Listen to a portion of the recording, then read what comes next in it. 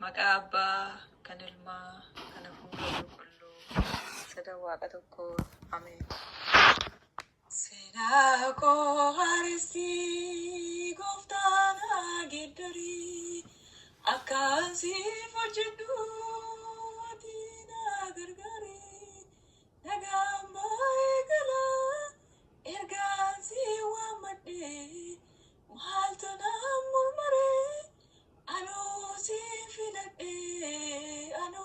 siin filadhee gargaarsaaf humna koo naaf ta'i jabina koo kan naa irratti hundaa na guutii koo cubbamaa qulleessuun siifaa maala keetii anaan naan nabsiisi eebbaa maala keetii eebbaa maala keetii.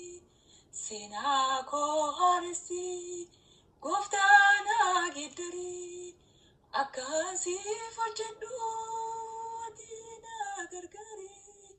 Nagaan baay'ee galaa ergaan si waammadhee maaltu naan murmuree anuu siin filadhee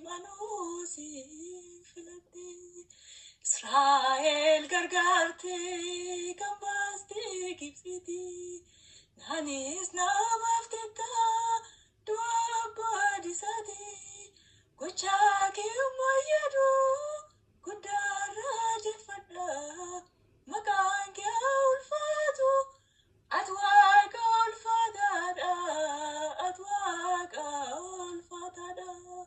Seenaa koo haaressi gooftaan haa geeddarii, akkaan siif hojjedhu ati na gargaari.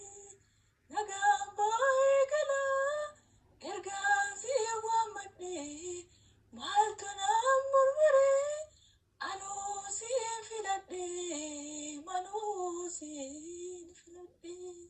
Abbaa faarsaa isaa kan ta'e Waaqayyo abbaan keenya maqaan isaa kan ulfaate galatoomee dhufaatu. Ameen.